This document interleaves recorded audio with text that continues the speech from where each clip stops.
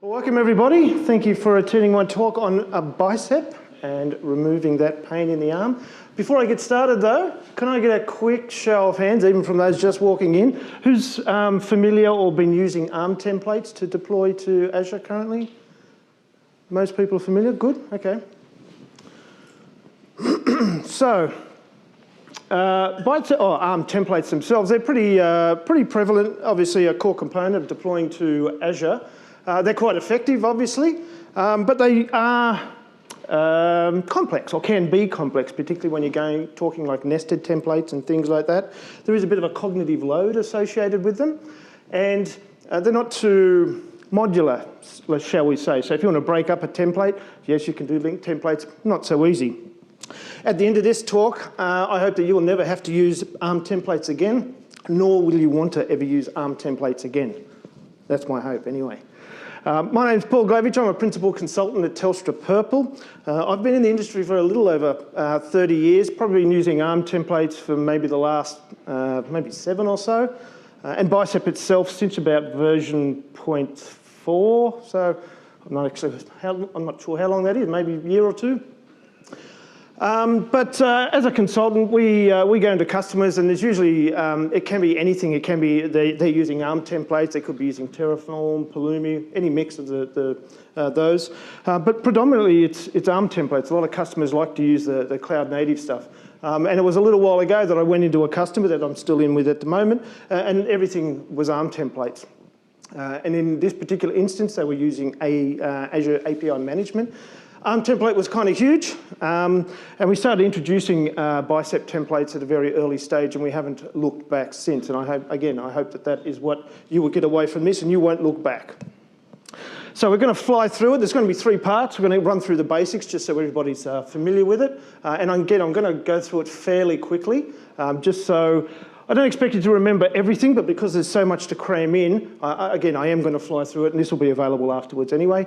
So part 1, the basics. Part 2, we're going to go through some usage, implementation, and fun stuff. And then part 3 is going to be some, what I think is some real time-saving tips and wrapping it up. So what it isn't, though, again, is a tutorial. There's simply too much for me to cover, and I kind of have squeezed in a lot anyway, hence there's going to be a bit of speed to it. But it isn't going to be a tutorial. I will cover a lot, but not everything. There's things that are going to be missed out. At the end of it, you'll know how to create a Bicep template and run with it, but there's still going to be a lot more that I will miss out on. So firstly, what is it? It is what's called a domain-specific language, which is just a new language they've invented that sits on top of ARM. It doesn't replace ARM.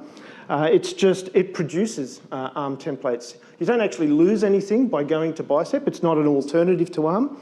It is, in fact, an augment to ARM. It's significantly simpler, and we'll see that a bit later on.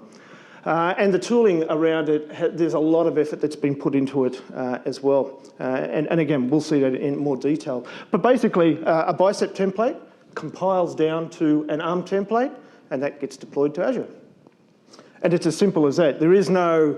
and in fact, you can go backwards as well. You can go from ARM template to Bicep template as well, and we'll see that soon. But essentially, it's just, think of it if you're a C# dev, it compiles down to intermediate language, similar for Bicep down to ARM templates.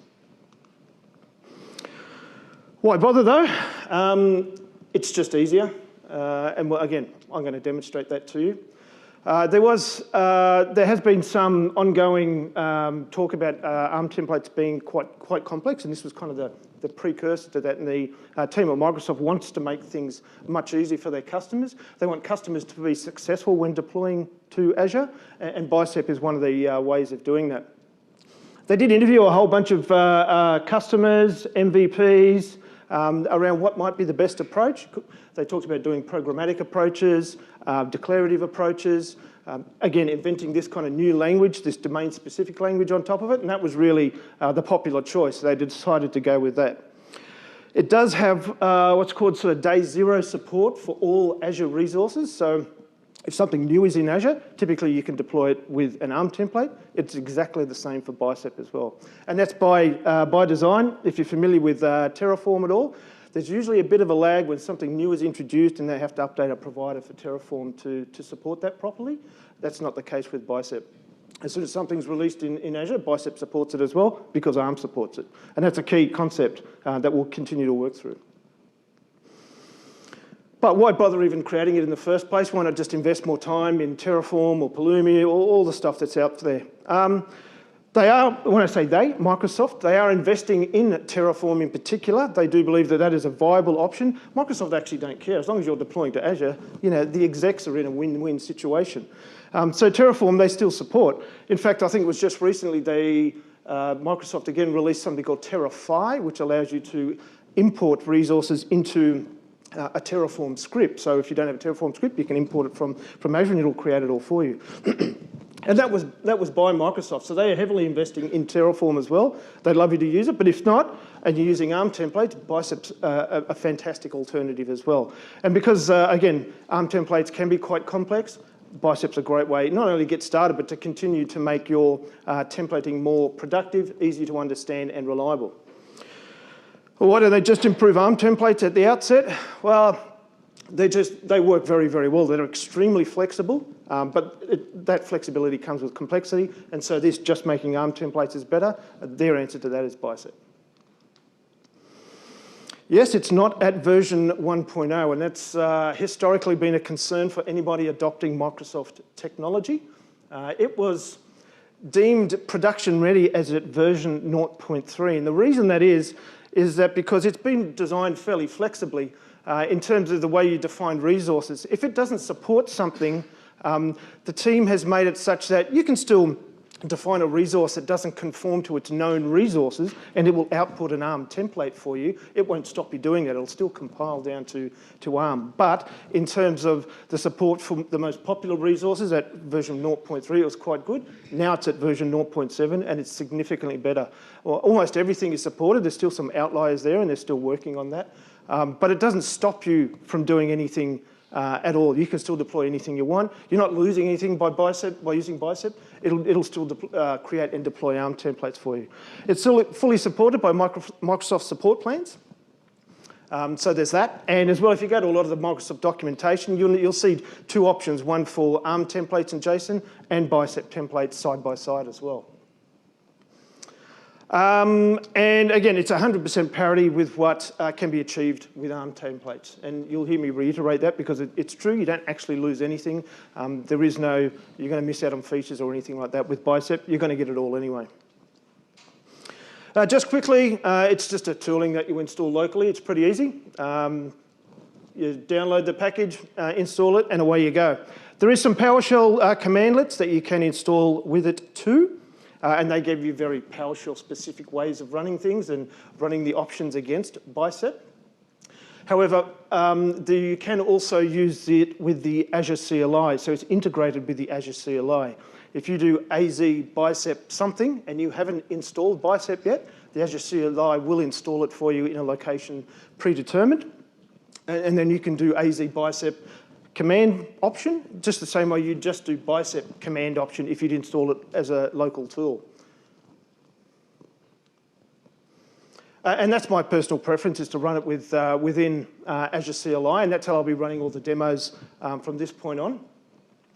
Because I use Azure CLI a lot. I think it's very succinct when deploying resources to Azure. So, coupled with the Bicep support, I don't have to kind of exit out of Azure CLI. And as we'll see it also, you can, it'll tell you when it's out of date and upgrade it for you as well. So it's really handy. There is a Bicep extension for VS Code, which we'll also look at a bit later on. So installing with Azure CLI, installing a Bicep code extension, that's the way that I prefer to work, and I think it's a really good way of working. And we'll see a bit more of that soon. In terms of the template itself, you can see a very basic template up there. We've got the resource keyword up front. We've got a symbolic name, which is something that you'd reference later on in the template, should you need to. And then we've got the resource type, which might be Microsoft.compute virtual machines at API version, and we've got some properties which look very JSON-like, but they're not really JSON at the moment. A couple of the key things to call out here is that it's single apostrophes, not double, and there's no commas. So yes, it's close to JSON, but the team figure you don't really need commas. They're implied here, so you don't have to do that in Bicep. And as we'll see when we go out putting ARM templates, it kind of puts them in there for you. Your first Bicep template here is just a storage account. So I've got resource, the symbolic name there, and that symbolic name can be anything. It could be, my STG. And we can see that the resource type, we've got Microsoft.storage account at the API version. And we've got equals, open the little brackets there, name, location, kind, SKU, very JSON-like. But again, no commas in there and single quotes. Pretty basic stuff and fairly easy to see at this time. You can also see some comments in there as well, so it fully supports all the regular type of commenting schemes. And just to show you how that sort of expands out, and hopefully you can see that okay, but there's got the Bicep template on the left, the ARM template on the right, and in fact, because it's so bad to see, I'm just going to jump straight in to the demo and show you what that looks like. So there's that first template that you saw there. Now what I'm going to do, and hopefully you can see that okay, go to demo 1. So I'm going to say AZ Bicep. So I'm going to use it within Azure CLI and call up Bicep. And I've got as you can see here, a main Bicep file. So go back here and I'm going to say Bicep build F main and hit enter. If you have a look over here, it should produce a file soon. You can see the main JSON pop up there. And this is the ARM template that it produced. And you can see it's got the type there, API version, name, location, kind. It's spat out a regular JSON blob. It's got a bit of metadata there that Bicep has produced, but it's just produced a regular ARM template. Nothing too spectacular. Obviously, it's put all the commas in like it needs to do for proper JSON. But going back here, this is how it's picked apart the type and the API version and whacked it in as separate fields down here. Now what I've also got is a little script here that's going to do the same thing. It's going to build that Bicep file again. It's going to do a little bit of cleanup, but then it's going to rename the ARM template to main.toJSON, and then it's going to decompile the ARM template back into a Bicep file so that we can have a look at it, but call it a different name, if that makes sense. So it's going to copy that main JSON to main2.json, and then decompile main2.json so that we got main2 Bicep, and we can have a look at it. So running that little bad boy, and we should see that pop up here soon. There you go. Before I go to that, you can see here as well that you're getting some linting errors there. I won't go into the details of the error, but as it's doing the compile, it's warning you of things that you probably need to take into account. We'll see that a bit more later on, but you get all these linting errors as part of the build and compile process that are quite valuable. It does say here that decompilation is the best effort process. So while you can decompile ARM into Bicep, and most of the time it works pretty well, there are times where it may not work so well. So it's kind of a bit of a suck it and see sometimes. But having a look at main2.bicep, this is the one that it decompiled into. So you can see it looks pretty same to this one here, minus the comments. The main point here is we've gone from Bicep, produced an ARM template, and decompiled that back into a Bicep template. And it works pretty well.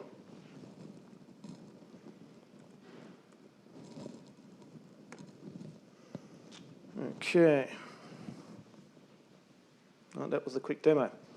With that in mind though, one of the early quick tips that I will provide is if you're using a CI/CD system to deploy resources in Azure, if you go off to a branch, you create a pull request, pull that in. As part of the quality gates on that, it is a good idea to do a Bicep build against your Bicep file, so it'll compile it down to an ARM template.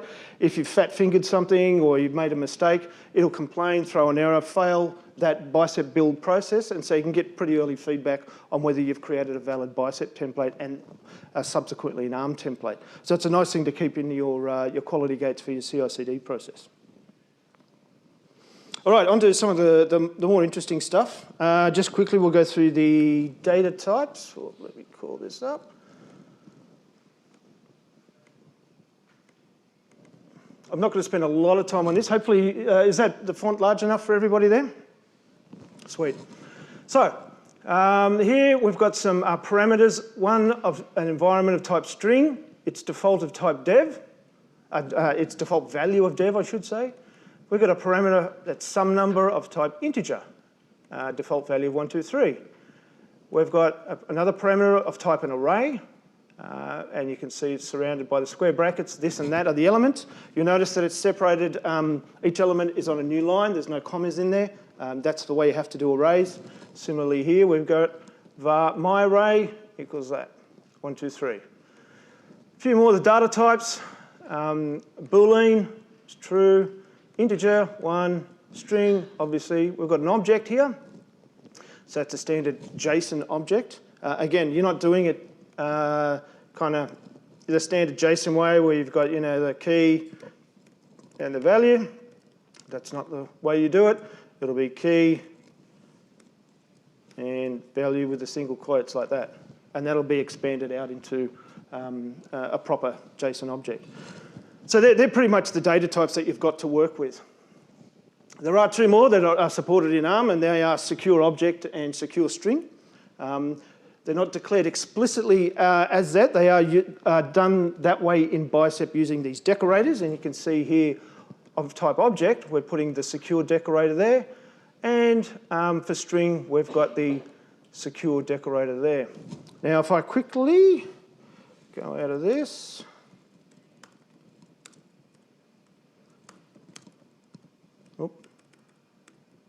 vars, and I do AC, Bicep, build, what was it called, vars. And we'll see what the ARM template representation of that is. Again, you can see the linting errors there. We've created a bunch of variables, but we're not using them anywhere, so they're kind of useless. Okay for the demo, probably not good for your templates.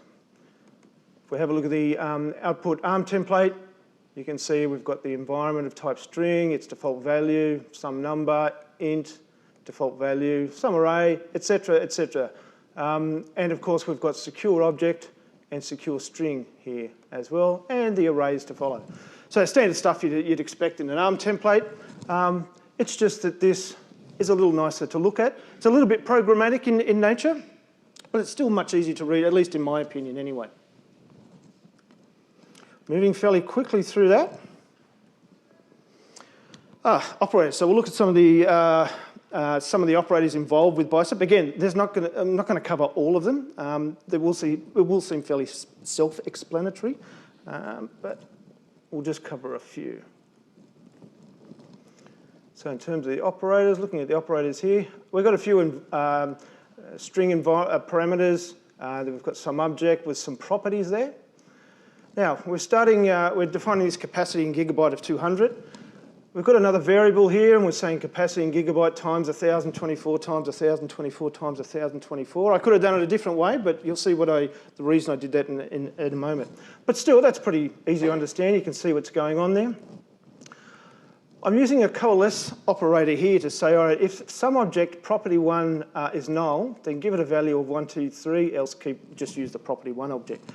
Because it's null, it is going to have a value of 1, 2, 3. Is prod, environment is equal to prod. So if the environment is equal to PRD, is prod is going to be true, else it will be false. Then we can say here using a ternary operator and say, all right, if it is in production, then the VM series is going to be the standard default v3, else it might be standard B2MS. So with that one, we're just doing simple stuff to say if production potentially, if we're in a production environment, let's use a higher scale VM series, else let's use a burstable VM for non-production. And we'll see that in use a bit later on as well. And while I'm here, you can see I'm adding a few outputs there as well. Standard stuff in ARM templates, it's just a bit easier to read in Bicep. So this is going to be the output, the SQL capacity figure. It's of type int, and that's going to be its value. Similarly with is production, it's of type bool. It's going to take that value, and etc. for the rest of them. What I might try and do, let's see if this will work. Oh no, I know what I can do. Operators, again, I'll do a Bicep, build, Operators, and we'll wait for that file to pop up here. There it is. So in this ARM template, you can see we've got the regular metadata, some variables there, the object, and then you can see the calculations that it's doing here in ARM. Still readable, but the SQL capacity value, we've got multiplier, multiplier, multiplier, variables, 124, 1024, coalesce op, is prod. Again, you can still read it generally, but it's still quite messy. It's not exactly as readable as something like this, which looks very much more like a simple programming language. So keeping on that consistent and easy theme. So in order to generate higher quality templates, you want something that's simple to use and implement, even if it does come back down to something like this, where you've got kind of these nested statements, which isn't exactly easy to write by hand. It's certainly doable, but you don't really want to, if you don't have to. Now, getting a little bit more production-like. We're going to get to a real template soon, I assure you.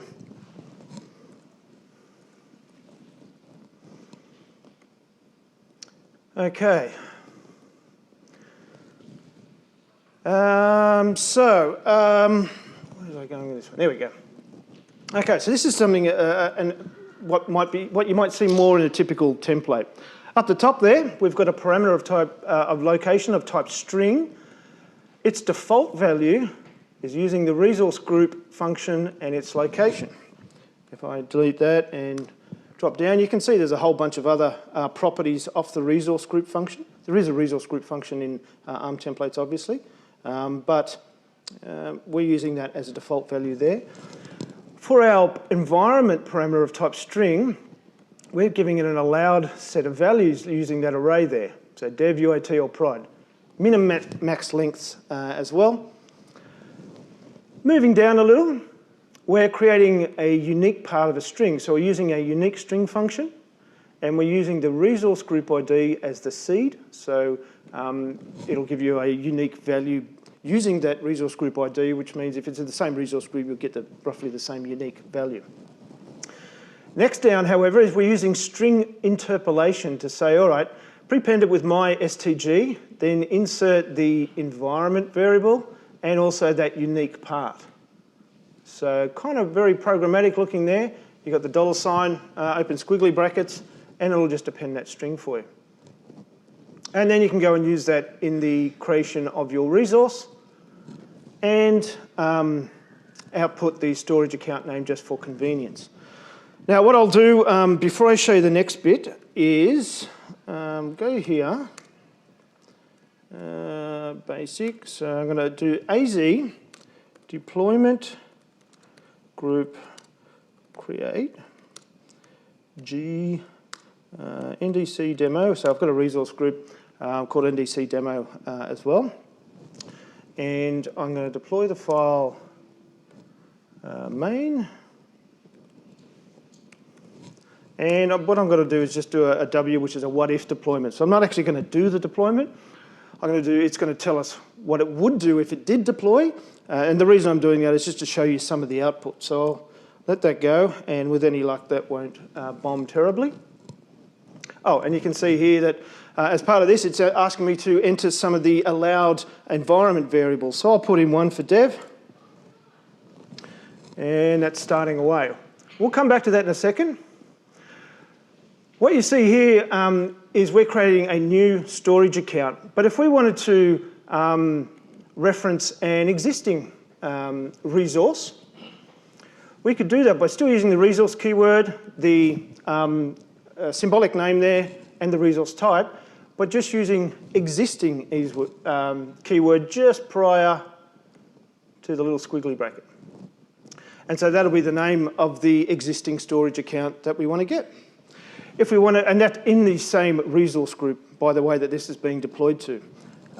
If we want to reference something in a different resource group, same deal. We just go resource, use the existing keyword after the type, give it the name we want to reference, but also the other resource group that it's in.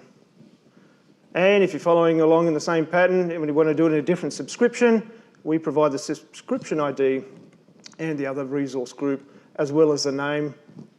Again, main point being, we've got existing there. Okay, so that's how you reference existing resources, should you want to do that at some point. And because we've got a symbolic name here, I could actually go here and say, all right, dot, and it will give me some properties of this storage account that I could also output if I wanted to. So a nice bit of IntelliSense there from that existing thing. But I just wanted to point out that the symbolic name is like an object that you can do all the IntelliSense off, and it's got all knowledge of that object within Bicep itself. Going back to, oh man, the result, mate. Where are we? Here we go. So the result of the what if deployment, if you recall, we did some string interpolation on the name of the storage account. So one of the things I wanted to call, where'd you go? Thank you. Just there, name of the storage account here. You can see we've got my STG, which is what we had prefixed with it. Dev was the environment, and then there's the unique part that we've done with it. So I just want to show you that as part of the functions available. If you recall back here, this was the string interpolation that we did. Finally, and just quickly again, I've got a template here, and I'll take you through the template quickly. It's not too long, but we're creating a storage account. We're creating an app service. And then down here, we've got a function app. As part of the function app, we're referencing the storage account name, as well as we're referencing the app service ID as part of the server farm. Nothing too spectacular, but let's compile that down to ARM just to see what it would give us. Okay, depends on. So AZ, Bicep, build, depends on. And we should see another file pop up there. There it is, depends on example JSON. And there's a bit more to this template, as you can see. So we're going, we're still maintaining readability in Bicep, but the ARM output is a bit more. But what I wanted to highlight here is that in your ARM template, you usually need to manually put in the depends on clause. So in this case, the function app will depend on the storage account and the app service plan. You'd need to manually put that in an ARM template. Bicep, because it knows that you've registered, that you've referenced the app service and the storage account, it automatically knows that to put that depends on in for you. If I wanted to say, look, I think you're pretty dumb, Bicep, I'm going to, not there. I'm going to put the depends on anyway because I think it needs it. And I'm going to reference the app service. You can see it gives me a little squiggly. It says remove unnecessary depends on entry. So it's trying to help you to clean up your Bicep template for you. And that's one of the reasons it doesn't want commas and stuff like that. It doesn't want you to have to type in unnecessary stuff. Keep it as simple as possible. It doesn't need, you don't need to put on the depends on. Bicep's smart enough to work that out for you.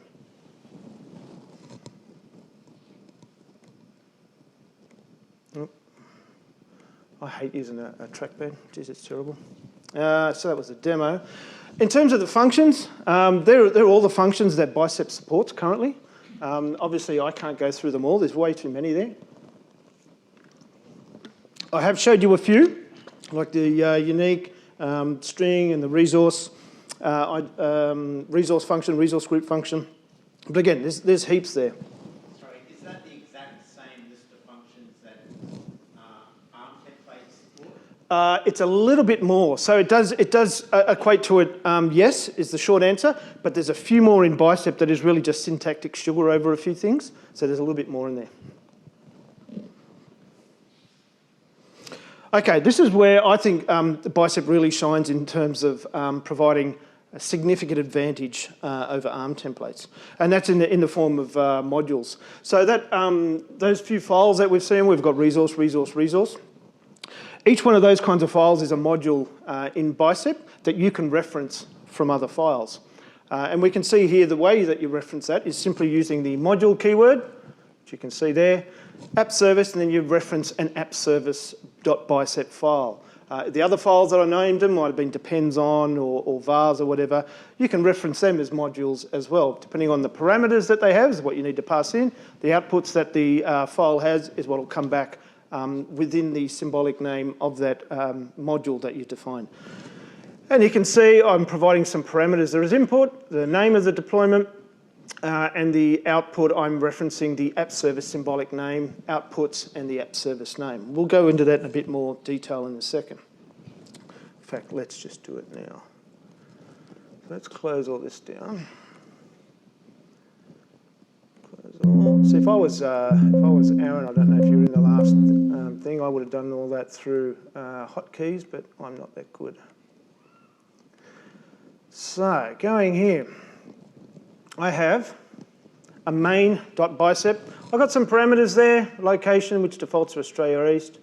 I've got an admin password, which is a secure string, admin username. I've got a description decorator on that, and some allowed values for parameters, which is not really the important thing. What I do have here is a module, the app service module, referencing the app service bicep file, which is over here. I've got another module, which is the storage module, referencing the storage.bicep file. And there's a little bit of a precursor to conditional deployments. I've also got a VM module, referencing the vm.bicep file. But what it's going to do is only deploy that if isProd equals to true.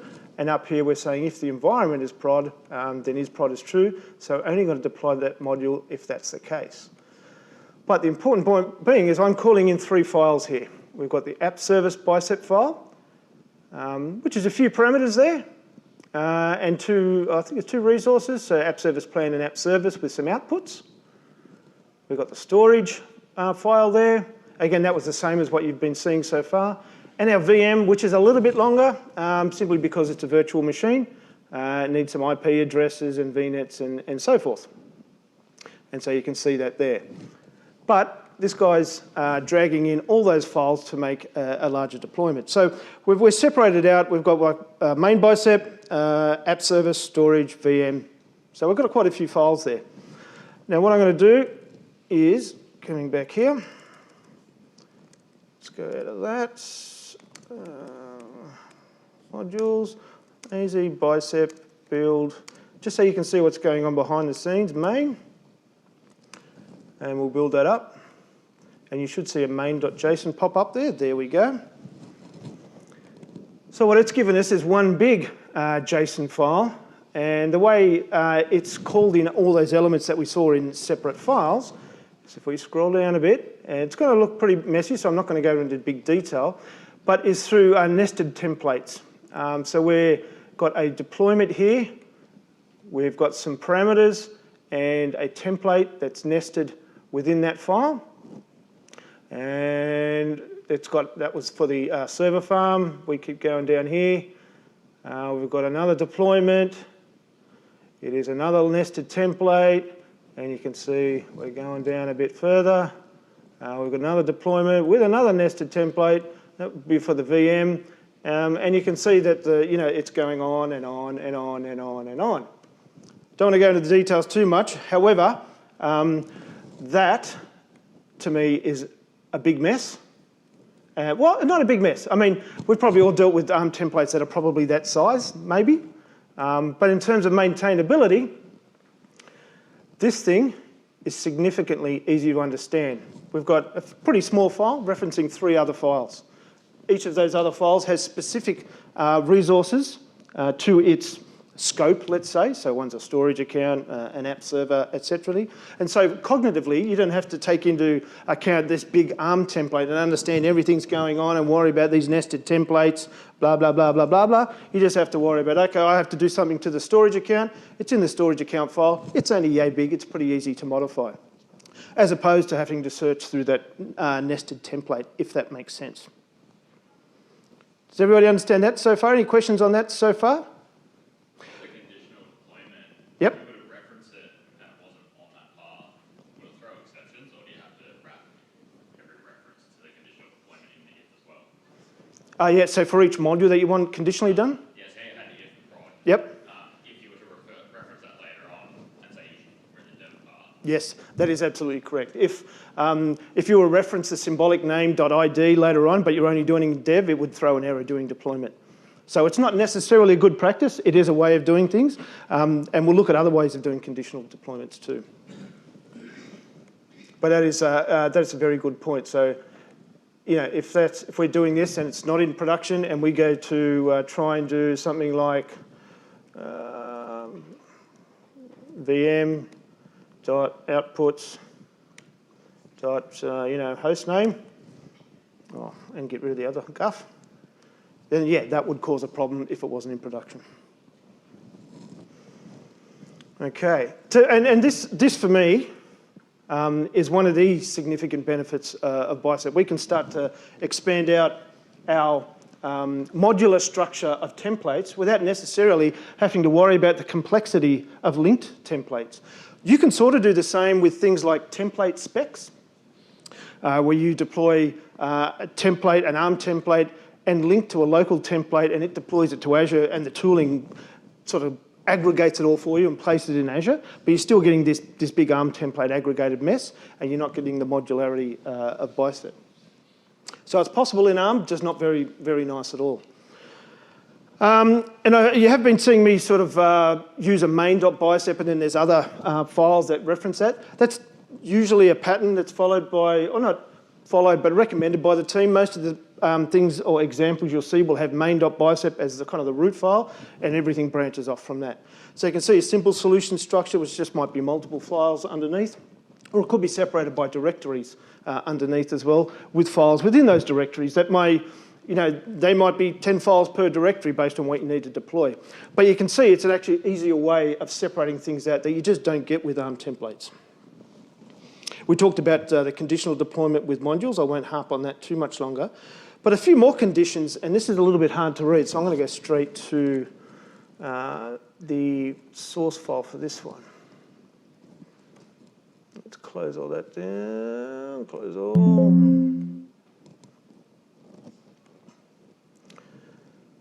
So if we have a look at the conditions here, so what we've got here is we're going to deploy a database. So what I'm doing, don't worry about the parameters up the top, they're not too important for now. I'm creating a variable, database SKU. In there is one dev object that has name, tier, family, and capacity, say 4 cores for dev. We've got a UAT object that's got a name, tier, and a capacity of 12 cores for UAT, and prod has a capacity of 24.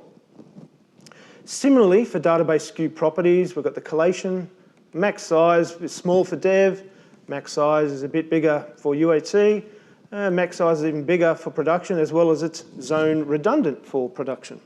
Okay, so we've got two variables, each with objects inside that represent different properties of the SKU and the SKU properties object.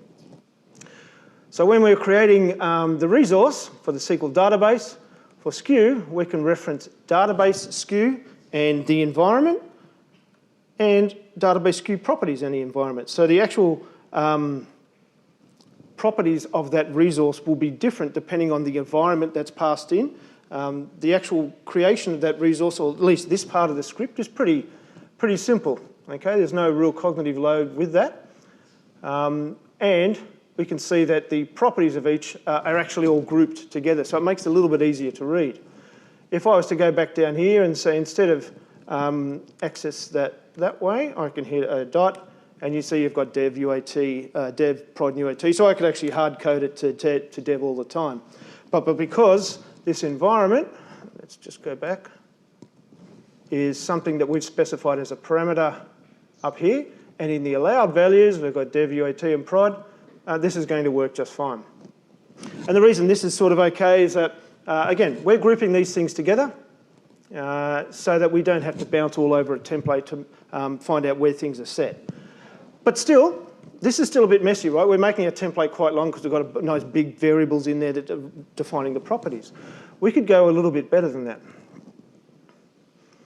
So what I'm doing here, if I go over here, I'm using a load text content function that's loading in this JSON file, dbSKU, from a different directory SKU settings. And once I load in the text content, I'm going to convert it to JSON and assign it to dbSKUs. Similarly, for DB SKU properties, I'm loading in this JSON file and converting it to JSON. So that's just loading in text content, then convert it to JSON, and then I reference it in here in the same way that I did above. If I have a look at the files themselves, these are actually just standard JSON. So they're not Bicep files, they're just standard JSON files, replete with commas and double apostrophes and everything like that. Same deal as we had before, dev, UAT, and prod. We've got different capacities for prod. DB SKU properties, again, another JSON file, pretty simple to understand. But more importantly, this Bicep file is extremely short now. We've got some parameters, we've got the creation of the SQL Server, we load in those separate properties, and then we reference them down here. And the benefit of using the JSON function within Bicep is you get the drop-down support for it as well. Or we're referencing by using the square bracket accessor. Now it says dev prod and UAT here, just so you can see I'm not lying. If I go into DB SKUs and I say, I don't know, NDC, and I save that, and hopefully we go back to conditions 2, go back to SKUs, drop down, you can see it's got NDC there. So it's actually picking up, it's giving you IntelliSense from a file loaded from the file system just through the Bicep subsystem. The interesting thing there is that that's not, you don't really see that equivalent in ARM. This is a really nice way, in my opinion anyway, of separating out those kinds of specific properties.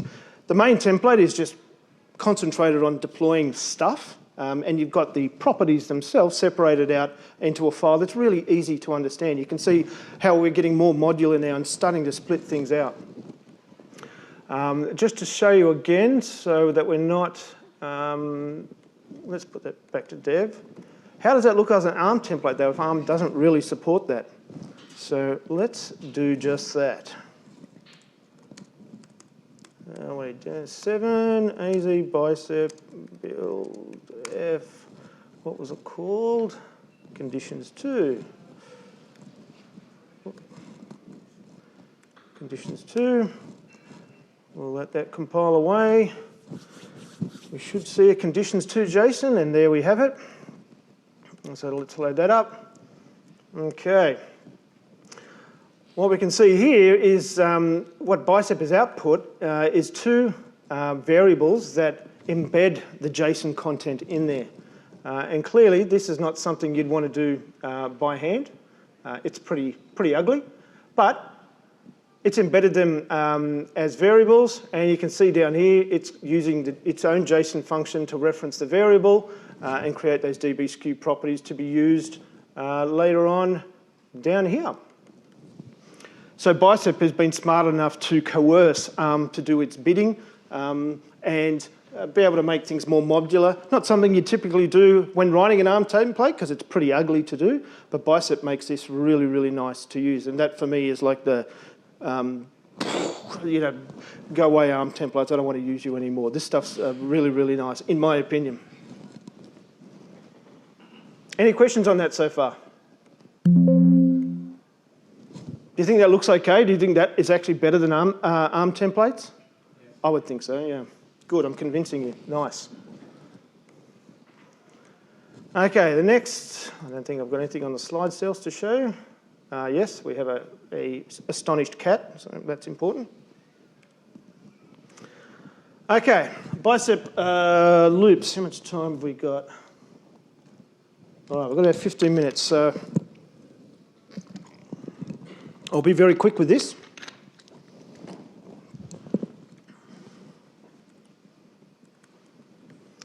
So in terms of loops, as you know, ARM templates support a looping construct as a copy. But what we can do in Bicep is, here you can see a loop. It's encased in square brackets. We're just saying for I in the range function. And give me some string interpolation. So we're going to create a few elements.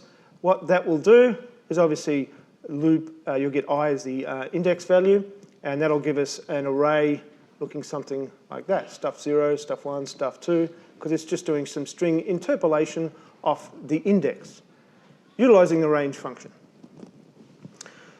That's all very well and good, but if we wanted to do things like create multiple public IPs, we can do that too. So we've got resource, the symbolic name and the type and API version. And then we've got equals, open square bracket for index in range 1 to 3, and the little colon there. And then we're referencing my public IP as a name, utilizing the index in string interpolation there, and we're closing the square bracket there. So that's essentially just looping over this resource creation 3 times. Simple stuff. Okay, and again, just putting that in front of the, in between the equals and the little squiggly bracket, much like we did with the existing keyword. However, that's just using indexes. If we wanted to get a little bit more crazy, we can again we've got an array of objects here. So we've got web app list, it's got 2 objects. Each object has an app name and an app tag. So here we can say, again, resource, symbolic name, the type, open square bracket for item and index in web app list.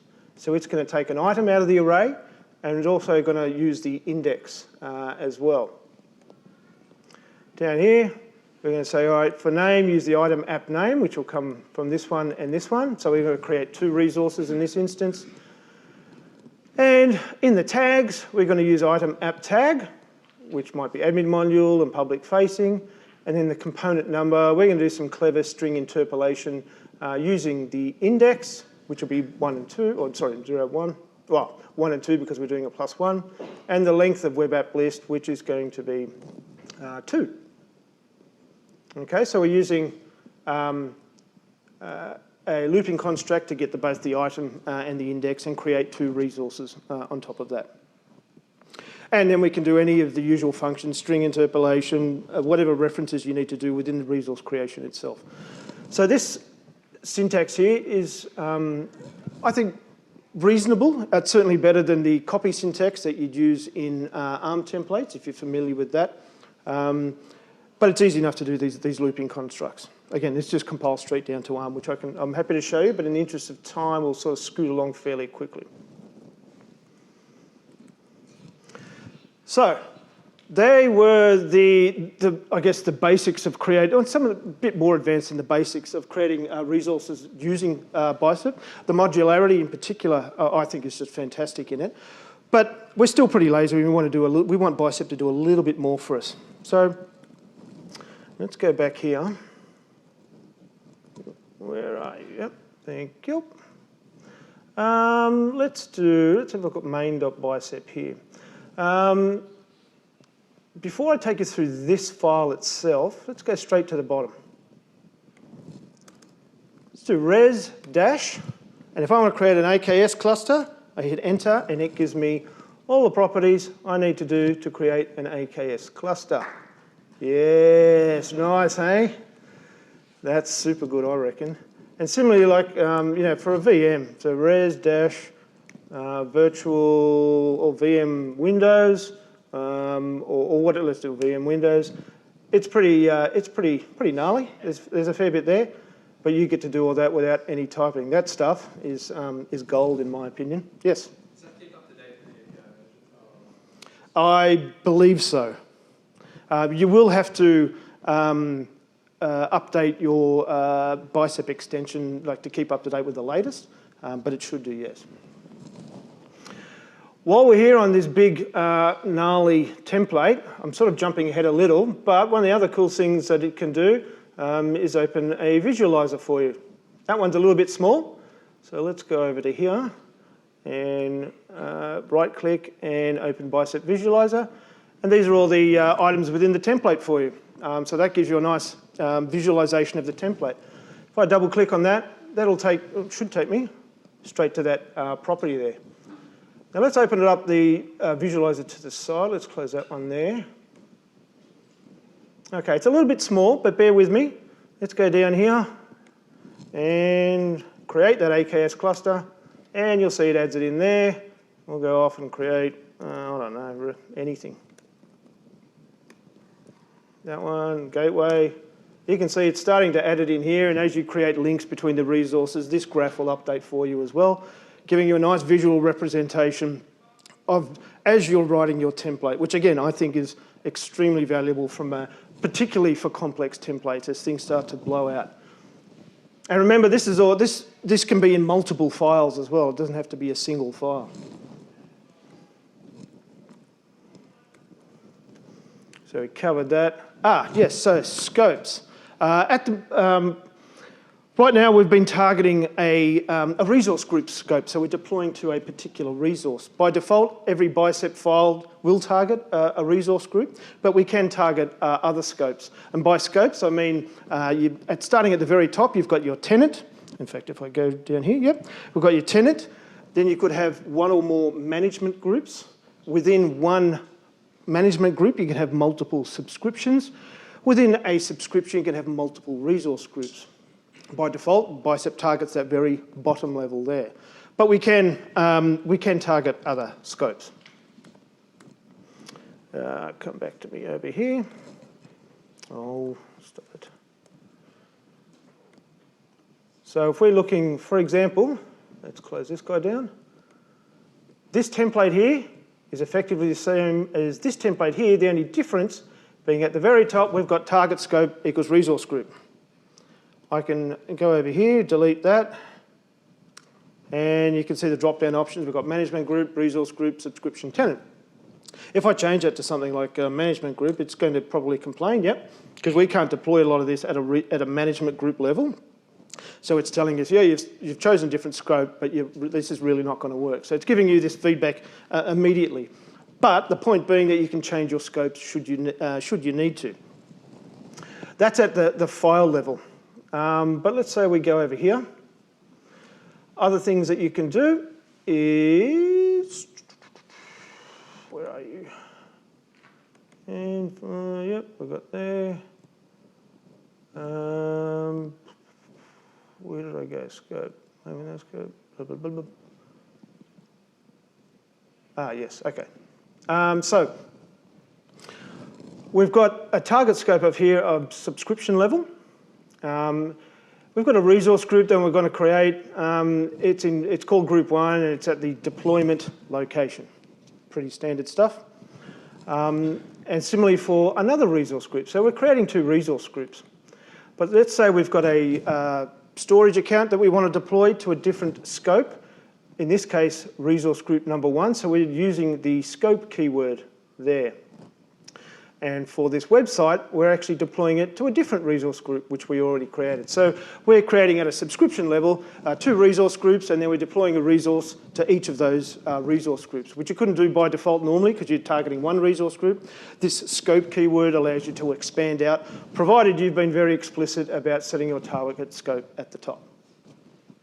Okay, but it's still, the point being here is it's actually pretty easy. Target scope is equals subscription. Pretty simple. Scope keywords down here. Again, pretty easy to get around. Where are you? Going back. I talked about scopes there. We did the visualization. Bicep playground, probably the last thing I want to show you very quickly. Boom. And I'll give you the links will be on this slide deck, which I'll shoot around. But this is an online tool that you can use. You can go and click on the right up here and choose a template. Yes, the UI is a bit crappy. And what it does is it gives you ARM template on the right, Bicep template on the left.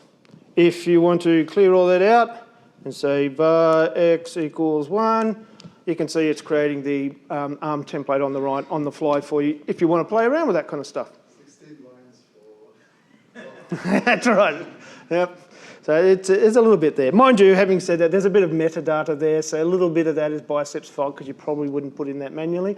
But you can, yes, as you added more, things are going to expand out considerably. And looking at some of the sample templates, you go to Hello World, for example. Yeah, a few lines there, a lot more lines there. Which again highlights the simplicity of Bicep. Thank you, E-Man. All right, just as we're wrapping up though. So that's a Bicep playground. In terms of what's coming for the future, I've mentioned that we're on version 0.7 At this link, there's the roadmap for the Bicep team, which gives you the breakdown of the things that they're working on from, well, version 0.7 has just been released. It was released, I think, just last week. But you've got version 0.8, 0.9 up to version 1.0. So you can see exactly what they're working on, and you can contribute either issues to that, bugs, or contribute to the code base as well. So this is where you can see what's coming. That's a good place to look at if you're interested. So in terms of what we've seen so far, I hope I've demonstrated very clearly to you, because I think I have, that Bicep is way simpler than ARM templates, significantly so. The important point, though, is that it's 100% ARM compatible. You're not losing anything by going to Bicep. It's a risk-free venture, you know. You just go there, it'll be simpler and easier, job done. For me, that's a no-brainer. You've seen some of the tooling in VS Code. That is excellent. The Visual Studio tooling, like if you use that, it's not really there. VS Code's really the tool to use. And the composability and reusability that you saw as we started to make use of modules, the loading of JSON files, and how Bicep pretty much punches ARM in the face and tells it to do what it wants to do is really, really good and makes things significantly easier. As you would in your code, starting to split up modules in kind of a single responsibility pattern, Bicep allows you to achieve that much easier. And therefore, you're making easier things to understand, less cognitive load for your deployments, and more reliable and quality deployments. So with all that in mind, my challenge to all of you is if you're using ARM templates today, go and grab Bicep, install it, whether it be in Azure CLI or just locally, decompile it, and just start breaking it apart, see what it looks like, have a bit of a play. You'll find for the most part it'll decompile just fine, and it'll be very obvious how you can split it up into files and then just start referencing via modules. You may have to add a few extra outputs so you can reference some of the properties if that's what you need to do pass between modules, but for the most part it'll be pretty easy. If you're new to deployments, don't waste your time with ARM, just go to Bicep, it's so much easier, and you'll get the benefits of ARM anyway. So hopefully that has convinced you to use Bicep. I'm using it all the time, and I haven't looked back. I would encourage you to do so, but thank you very much, and if there's any questions, shoot them at me. Thank you. Yes? A quick one. How would you approach, if I've got like 50 resources, how would you approach breaking it down? Like kind of types or like slicing kind of feature? Yeah, it's a good question. I'd probably just approach it where they might be logically related first, but if that's proving too large, then start to slice it down even further. I guess, you know, it's a bit subjective as to what's too much of a cognitive load for you. But if you're starting to spend a minute scrolling down a page, you're probably thinking, oh, maybe I need to split that out. That's kind of how I'd approach it. A bit of an ambiguous answer. But yeah, don't try and do too much straight at the outset, because you can take it too granular and then it doesn't make any sense. You might want to do that and then group it by directory, for example, and say these are the resources for X. Yeah. Any other questions? Yes? With the Bicep, is that not repeatable? Like if you deploy multiple times for the same file, you don't create multiple... It deploys exactly the same way as ARM, so it's idempotent. So it depends on the type of deployment that you do. If you do incremental and the resources already exist, it sort of won't touch them. It'll change them if you change the properties. But if you do a full deployment, it'll still do the same. But if it detects that resources that are in the resource group but not in the template, it'll remove those resources, which is standard behavior for both for ARM deployments anyway. So the point being, it will not recreate more resources if you do multiple deployments of the same template. Exactly the same way ARM works. If the resource is not in the Bicep file, it will destroy the... Only if you specify a complete deployment, which is not the default. The default deployment is incremental, so it will leave those resources there unless you specify an extra parameter that says do a full or complete deployment, one of those two. So the full is based on the resource group? Yeah, so a full will do a deployment such that it needs to exactly match the template. If there's stuff in there that isn't in the template, get it out of that resource group and just do exactly as the template says. The default is incremental, which will just deploy the stuff that's in the template but ignore anything else if it does exist, if that makes sense. Yeah. Yes? You mentioned that there's already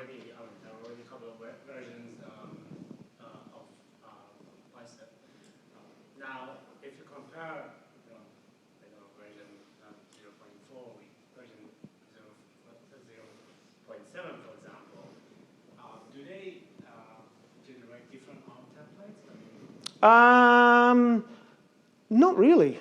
Because when it doesn't understand something, it'll have a look at the JSON, what looks like JSON properties in Bicep and still output the relevant ARM templates anyway. That's how it's maintained compatibility. Yeah, I mean, I think that's just more important when you want to keep the Bicep file in your source control. Do you keep the Bicep file in the source control or the ARM template that is generated? Keep the Bicep file. Yeah, that's all you'll ever need. It's pretty flexible, so that's why it was ready to go production like at version 0.4, because you could write, it allowed you the flexibility to write some stuff that was unsupported, but would still be smart enough to say, look, here's the general structure, I'll output it as an ARM template, and life's good. Sometimes when you're using it with things like PowerShell, you'll need to do that anyway, so generate the ARM template and do the deployment. And I think Bicep currently doesn't support deployment from a remote URL like ARM does. You have to compile it to an ARM template, put it a remote URL like a GitHub repository, and then you can do the deployment. Having said that, you can send a Bicep file to what's called a Bicep registry. It's actually an Azure container registry, and manage your Bicep files that way so that you can do RBAC over your Bicep files for deployment in your subscriptions. But that's a long answer to say, don't bother with version 0.4, just go to version 1.7. They'll all be forward compatible, and the stuff that it outputs is just 100% ARM compatible. So you're not really losing anything regardless of version. Any other questions? Yes? Does Bicep create a separate parameter file for you? No, it just operates off the standard parameter file that ARM templates use. Oh. Yeah. Any other questions? Alrighty, well, thank you very much for attending, everyone. I know it's a bit late in the day. I really appreciate your attendance. If there's any doubts at all, green tickets in the box, good to go. Thank you, everyone. See you later.